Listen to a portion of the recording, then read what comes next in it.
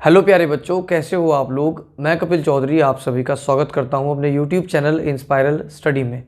बच्चों, आज हम पढ़ने वाले हैं कोशिका की संरचना, यानी कि आज की देसी क्लास में आप सभी को आज सेल पढ़ाई जाएगी, यानी सेल की स्ट्रक्चर पढ़ाई जाएगी।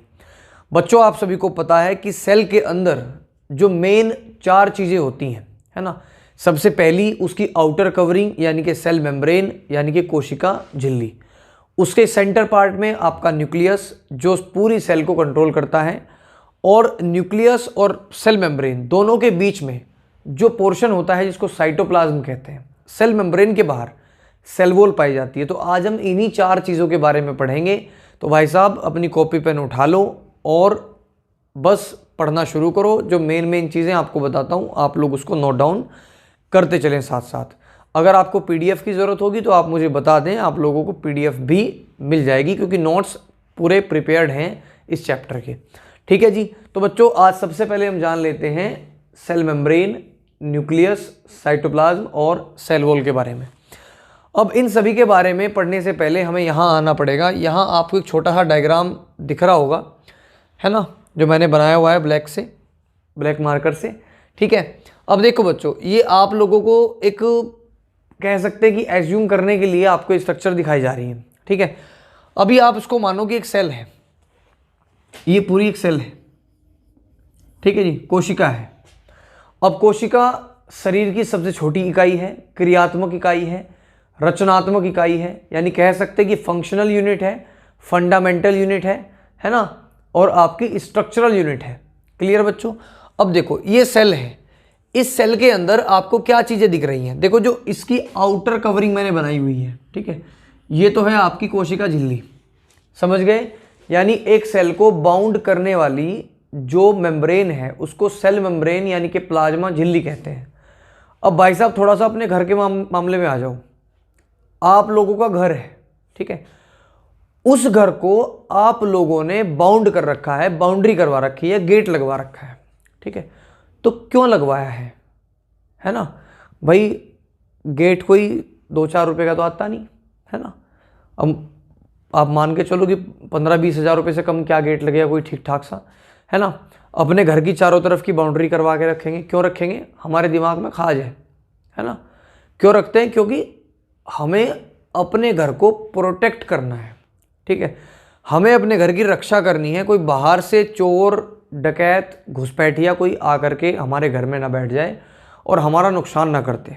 ठीक है। इस तरीके से इसलिए हम क्या करते हैं, अपने घर को क्या करते हैं, बाउंड करते हैं, यानी उसकी बाउंड्री करा लेते हैं। बात को समझ गए।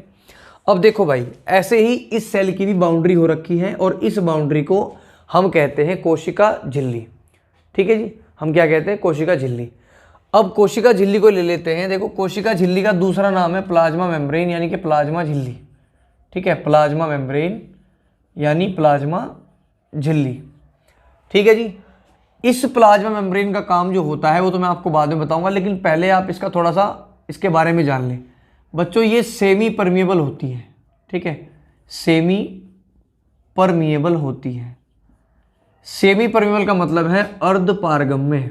ठीक है, अर्ध पारगम्य। अब देखो, सेमी का मतलब होता है सेलेक्टिवली। ठीक है, सेलेक्टिवली, यानी कह सकते हैं कि हमारी जो सेल है उसके बाहर जो सेल मेम्ब्रेन है वो कुछ सेलेक्टिवली चीज़ों को अंदर आने की परमिशन देती है, बाकी को नहीं आने देती। अब आप ही एक बात बताओ, आपके घर पे अगर कोई बंदूक तान के खड़ा हो जाए तो आप अपना गेट खोलोगे? बिल्कुल नहीं खोलोगे, क्योंकि पता है तुम्हें गेट खोलते तुम्हें भून देगा वो। ठीक है ना, इलाज कर देगा तुम्हारा। अगर आपको पता चल जाए कि कोई रसगुल्लों का टब लिए खड़ा है बाहर, तुरंत कहोगे आजा भाई, है ना। तो सिंपल सी बात है कि प्लाज्मा मेम्ब्रेन जो है वो एक ऐसी भूमिका निभा रही है कि अगर उसको लगता है कि हार्मफुल चीज़ें बाहर हैं तो उसको अंदर आने नहीं देती। ठीक है। अगर उसको लगता है कि यूज़फुल चीज़ें हैं तो उसको अंदर आने देती है। ठीक है। अब जो यूज़फुल चीज़ें हैं, ठीक है, वो सेल मेम्ब्रेन के अंदर डिफ्यूजन के द्वारा अंदर जाती हैं। ठीक है, डिफ्यूजन के द्वारा अंदर पहुंचती हैं। क्लियर है बच्चों, यानी बाहर से अंदर। अब देखो, ये जो सेमी परमेबल मेम्ब्रेन है बच्चों, ये आपकी लाइपोप्रोटीन की बनी होती है। किसकी बनी होती है? लाइपोप्रोटीन की बनी होती है। लाइपो यानी लिपिड्स, ठीक है, लिपिड्स और प्रोटीन, क्लियर है भाई? ठीक है। उसके बाद में देखते हैं कि इसका काम क्या है। देखो इसका काम क्या है, हार्मफुल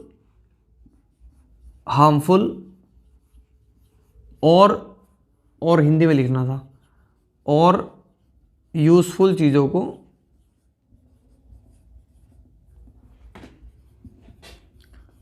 अंदर बाहर करना। ठीक है, समझ गई जी? सेल मेम्ब्रेन का काम क्या है? बंदूक देखी तो भगा दी, रसगुल्ले देखे तो आजा, है ना, जल्दी आजा। ठीक है जी, तो ये हो गया आपका सेमी परमेबल मेम्ब्रेन यानी कि आपकी प्लाज्मा मेम्ब्रेन। क्लियर है बच्चों? अब देखो भाई, नंबर 2 पे आता है आपका केंद्रक। यहाँ पे भी केंद्रक ही है। केंद्रक जो है वो सेल के अंदर का कंप्यूटर है। ठीक है, अब बेसिक सी बात मैं कह सकूं आपको कि कोशिका का जो दिमाग होता है, कोशिका का जो मस्तिष्क होता है, वो आपका क्या होता है? केंद्रक होता है। इस केंद्रक के अंदर बहुत सारी चीज़ें आपको मिल जाती हैं। इस केंद्रक के अंदर आपको मिल जाता है आपका न्यूक्लियोलस यानी केंद्रिका। नंबर 2 आपकी न्यूक्लियर मेम्ब्रेन। ठीक है, नंबर 3 आपका न्यूक्लियोप्लाज्म। ठीक है, और नंबर 5 पे आपका हो गया नंबर 4 पे आपका हो गया क्रोमैटिन मटीरियल। देखो भाई मेरी बात सुनो, जैसे आपकी सेल है ना, सेम इसी तरीके से आपका न्यूक्लियस है। जैसे सेल के सेंटर में न्यूक्लियस है, वैसे ही न्यूक्लियस के सेंटर में न्यूक्लियोलस है यानी केंद्रिका है। ठीक है, जैसे आप लोगों की सेल के अंदर साइटोप्लाज्म है, वैसे ही न्यूक्लियस के अंदर का फ्लूइड न्यूक्लियोप्लाज्म है। क्लियर है बच्चों? जैसे आप लोगों की जो सेल मेम्ब्रेन है यानी कोशिका के बाहर वाली मेम्ब्रेन सेल मेम्ब्रेन है, वैसे ही न्यूक्लियस के बाहर वाली मेम्ब्रेन न्यूक्लियर मेम्ब्रेन है। ठीक है बच्चों, जैसे साइटोप्लाज्म के अंदर सेल ऑर्गेनेली होते हैं, वैसे ही आप लोगों का न्यूक्लियस के अंदर क्रोमैटिन मटेरियल होता है। ठीक है, उस क्रोमैटिन मटेरियल के अंदर थ्रेड लाइक स्ट्रक्चर्स होती हैं, स्ट्रक्चर्स यानी धागे नुमा संरचना होती है, जिनको हम कहते हैं क्रोमोजोम्स। ठीक है, क्रोमोजोम्स। ह्यूमन सेल में 46 होती है संख्या यानी 23 पेयर्स। ठीक है, इसी के अंदर डीएनए होता है, इसी के अंदर आपका जीन होता है।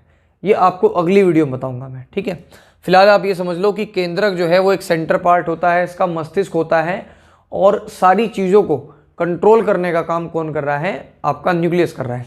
न्यूक्लियस की डिस्कवरी 1831 में रॉबर्ट ब्राउन द्वारा की गई थी, रॉबर्ट ब्राउन। ठीक है, और इन्होंने ही आपका न्यूक्लियोलस को भी खोजा था। ठीक है जी, उसके बाद में दूसरे नंबर पे आ जाते हैं। देखो अब यहाँ पे क्या था? Cell membrane. ठीक है, ये सेल मेम्ब्रेन और ये आपकी हो गई न्यूक्लियर मेम्ब्रेन। अब देखो बच्चों, यहाँ से इन दोनों के बीच का जो पोर्शन है वो क्या कहलाया जाएगा? वो आपका कहा जाएगा साइटोप्लाज्म। ठीक है, इसको जरा एक बार स्क्रीनशॉट ले लो, फिर आगे मैं इसको रफ करता हूँ। ठीक है, देखो जी साइटोप्लाज्म क्या होता है? देखो साइटोप्लाज्म होता है सेल के अंदर का फ्लूइड, क्योंकि साइटो में आप समझ सकते हैं, साइटो किसे कहते हैं? सेल को, और प्लाज्म किसे कहते हैं? आपका फ्लूइड को। यानी सेल के अंदर जो फ्लूइड है उसको हम कहते हैं साइटोप्लाज्म। अगर डेफिनेशन लिखने पर आओगे तो डेफिनेशन में आप लिख सकते हो कि आपका न्यूक्लियर मेम्ब्रेन और सेल मेम्ब्रेन के बीच का जो पार्ट है वो आपका क्या होता है? साइटोप्लाज्म होता है। इस साइटोप्लाज्म के अंदर बहुत सारे ऑर्गेनेली होते हैं। ठीक है, यानी कोशिका के अंग होते हैं, कोशिका के अंग, ना कि हमारे। ठीक है ना, कोशिका के भी अंग होते हैं, जैसे आपका माइटोकॉन्ड्रिया। ठीक है, माइटोकॉन्ड्रिया, लाइसोसोम। ठीक है, गोल्जी बॉडी। ठीक है जी, एटसेट्रा, बहुत सारे आते हैं। तो इस साइटोप्लाज्म के अंदर आपका क्या होता है? ऑर्गेनेली होते हैं, और ये एक फ्लूइड से भरा रहता है। ठीक है, इस फ्लूइड के अंदर बहुत सारे आपके एलिमेंट्स हो सकते हैं। ठीक है जी, यानी बहुत सारी चीज़ों से मिलकर के ये बना हुआ है, क्योंकि कोई तो चीज़ ऐसी है जो इसको लिक्विड से फ्लूइड बना रही है और फ्लूइड से इसको प्लाज्म बना रही है। ठीक है, तो सिंपल सी बात है, हम समझ सकते हैं कि इसके अंदर सोल्यूट पार्टिकल यानी सोल्यूट मटेरियल भी है। अब देखो बच्चों, ये तो था एनिमल सेल का अब आप लोग आ जाते हैं प्लांट सेल पे। प्लांट सेल मतलब पादप की कोशिका। इसमें सेल मेम्ब्रेन के बाहर एक सेल वॉल पाई जाती है, ठीक है। जो सेल वॉल सेल्यूलोज की बनी होती है, ठीक है। किसकी बनी होती है? सेल्यूलोज की बेसिकली, ठीक है। अब सेल्यूलोज की बनी होती है सभी में, लेकिन आपकी जो फंजाई है, ठीक है, फंजाई और आपका यीस्ट, इन दोनों में ये काइटिन की बनी होती है, CHITIN। बहुत लोग इसको चिटिन भी बोलते हैं, तो भाई कोई दिक्कत नहीं है, जो बोलना है बोलो। बस कहने का मतलब है कि स्पेलिंग और शब्द जो है उसमें फ़र्क ना रह जाए। क्लियर है? तो आपके प्लांट सेल में आपकी कोशिका भित्ति यानी सेल वॉल पाई जाती है। सेल वॉल परमिएबल होती है ना, फुल्ली परमिएबल। ये किसी को रोकती नहीं है आने जाने से, ठीक है जी। और आपको मैं बता दूं कि कैल्शियम और मैग्नीशियम से इसका निर्माण होता है। सेल्यूलोज की बनी होती है। फंजाई और यीस्ट में ये आपकी काइटिन की बनी होती है, या फिर चिटिन कह लो, बाकी जैसे भी आपको कहना है, ठीक है बच्चों। तो आज की कोशिका की संरचना में आपको इतना ही पढ़ाएंगे। कल को हम आपको DNA और RNA के बारे में बताएंगे कि क्या होता है, ठीक है। आज की वीडियो बच्चों कैसी लगी आप लोगों को कमेंट करके ज़रूर बताना। Thank you and have a nice day. जय हिंद, जय भारत, जय माता दी।